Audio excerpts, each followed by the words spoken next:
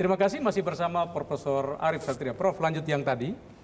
Tadi kan survei, di sisi mahasiswa ada kepuasan, ada ketidakpuasan. Nah, di sisi dosen, itu yang menurut dosen dirasakan harus dibenahi itu apa? Ya, tentu mereka merasakan bahwa pengalaman kuliah daring ini kan pertama kali. Kita ini melakukan kuliah daring kan mulai bulan Maret, April, Mei. Kan baru ketika ada COVID, kemudian 2 minggu off, langsung kuliah daring. Jadi bagi sebagian dosen memang ini sesuatu yang sangat baru. Meskipun bagi dosen lain sesuatu hal yang biasa. Ya. Kebetulan aja misalnya contoh IPB, kita sudah siapkan pelatihan kuliah daring untuk 50% dosen pada tahun 2018-2019. Itu saya kira akan sangat membantu. Sudah antisipasi duluan ya? Sudah antisipasi duluan. Belum ada COVID tapi sudah antisipasi nih. Nah, tapi untuk menghadapi kuliah semester ganjil ke depan ini, memang salah satu hal yang sekarang sedang kita siapkan adalah pelatihan untuk para dosen. Pelatihan bagaimana menyiapkan materi daring, karena materi daring ini kan bukan materi tatap muka yang didaringkan. Ini kan beda. Ya. Bedanya di mana, Prof? Ya, tentu bedanya satu dari sisi waktu pasti beda. Kemudian yang kedua, memang kita pada saat kuliah daring ini, orientasi bagaimana kita mampu untuk gimana problem solving ya. Jadi bukan tadi menerjemahkan kuliah konvensi tatap muka yang waktunya 1 jam 40 menit, kemudian dibaca, didaringkan waktu yang sama gitu.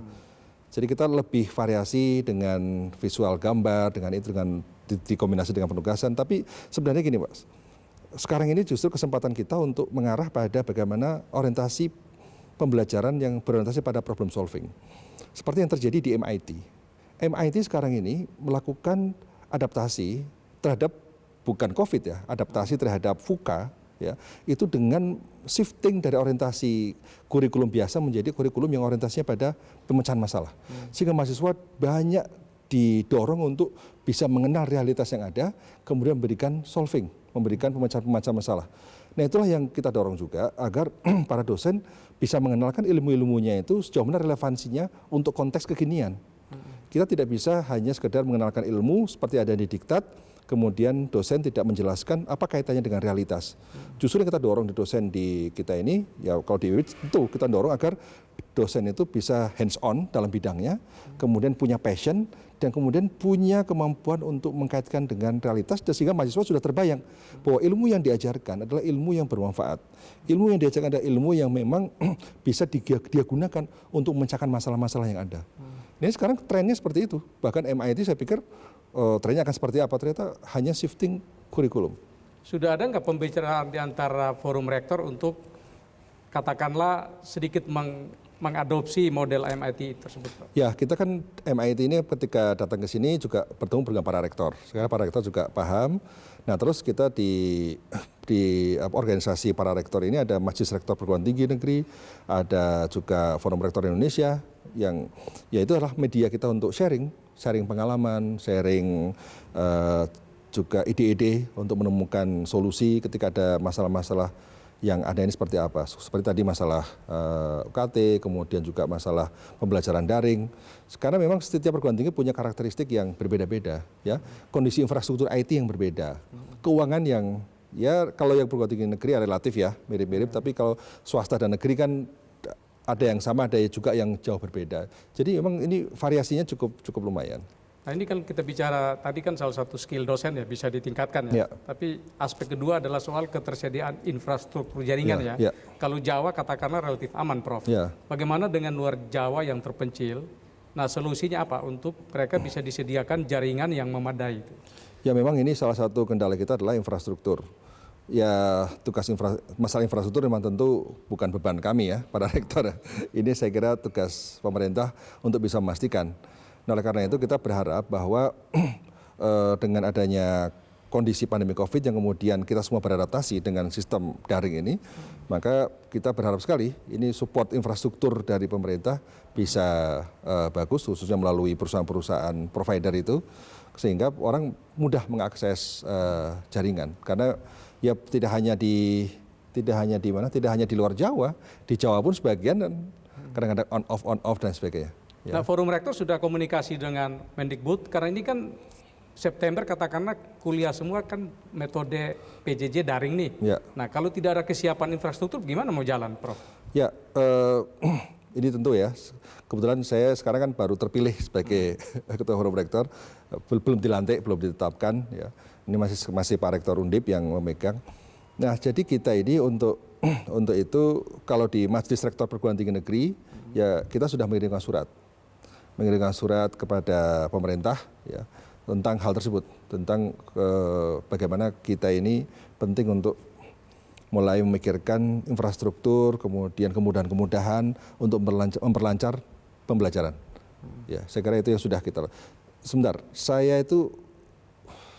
kita sudah merapatkan, sudah menyiapkan, tapi apakah sudah disampaikan atau belum, saya belum tahu persis ya.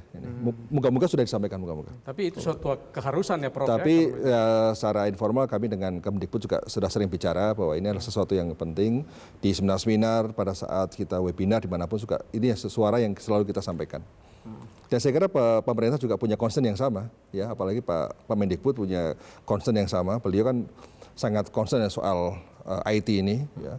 Jadi ya beliau juga menyadari keterbatasan ini, tapi ya terus ya kita berharap ini, karena ini bukan tugas beliau untuk menyediakan infrastruktur, ini kan ada kementerian lain yang punya tugas. Tapi kan beliau bisa koordinasi dong. Nah, yang kita harapkan kan ada koordinasi, bahkan untuk hal seperti ini menurut saya sih Bapak Presiden ya bisa langsung mengambil langkah-langkah untuk menyiapkan ekosistem pembelajaran daring yang kondusif, karena ini tidak bisa diselesaikan oleh satu menteri dan menteri yang lain. Ini kalau bisa dibahas ya oleh Bapak Presiden untuk bisa ada langkah-langkah konkret menyelesaikan masalah ini. Saya kira kalau kan ini sebenarnya tidak hanya masalah pendidikan tinggi ya, ini juga masalah anak SMP, anak SMA yang juga melakukan pembelajaran secara daring, yang juga membutuhkan infrastruktur.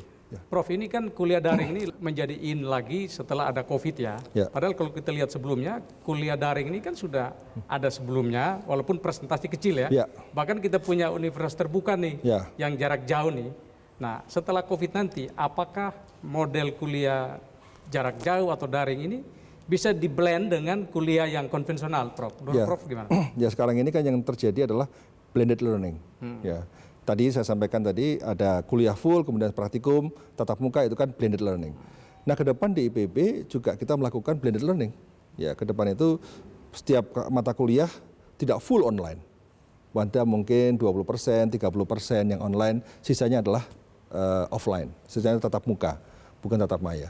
Jadi ini menurut saya online juga banyak juga aspek positifnya. Karena apa? Karena sebagian mahasiswa juga merasakan, Pak, kalau online kemudian sifatnya asinkronus, ya, artinya bahan di-upload di Learning Management System (LMS) di sebuah platform yang dimiliki setiap perguruan tinggi atau di-upload di YouTube, ya, kan mereka bisa mengecek berulang-ulang. Kalau offline, nggak bisa. Kan cuma sekali kuliah nggak bisa diulang lagi. Tapi kalau kuliah online bisa mendengarkan penjelasan dosen berkali-kali, itu kelebihannya. Ya. Sehingga mahasiswa sekarang sudah mulai merasakan, ternyata online ya lumayan juga nih, bisa kita bolak-balik. Kalau apalagi untuk hal-hal yang sifatnya memang perlu konsentrasi penuh, perlu pengulangan-pengulangan, ya itu saya kira sangat membantu. Tapi kualitas lulusan mahasiswa tetap bagus atau ada degradasi nih kalau online terus nih? Karena itulah sebenarnya bukan soal degradasi ataukah soal naik atau soal turun, itu yang saya katakan tadi. Ini perlu ada shifting orientasi pembelajaran. Bukan pembelajaran konvensional didaringkan.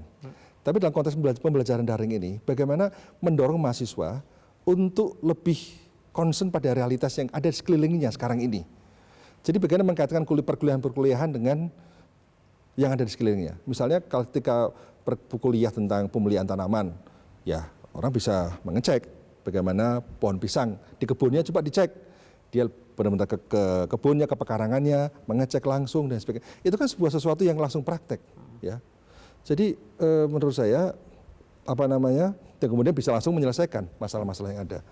Jadi bisa aja, makanya ini yang sekarang kita dorong dalam pelatihan itu adalah ini dosen harus paham betul, ya, bahwa perkuliahan ini ada sedikit pergeseran orientasi, bahwa mahasiswa bisa memanfaatkan kondisi yang ada, ya, kondisi yang ada sebagai sumber pengetahuan. Nah, gitu loh. Kan pengetahuan tidak hanya ada di buku, tidak hanya ada di Google, tapi juga ada di realitas. Nah, itulah yang sebenarnya dosen kita dorong sebagai fasilitator juga, memfasilitasi agar mahasiswa menemukan pengetahuan-pengetahuan baru di masyarakat, pengetahuan baru di alam. Itu sesuatu justru pengkayaan yang luar biasa. Prof, kita lanjut segmen berikut. Terima kasih.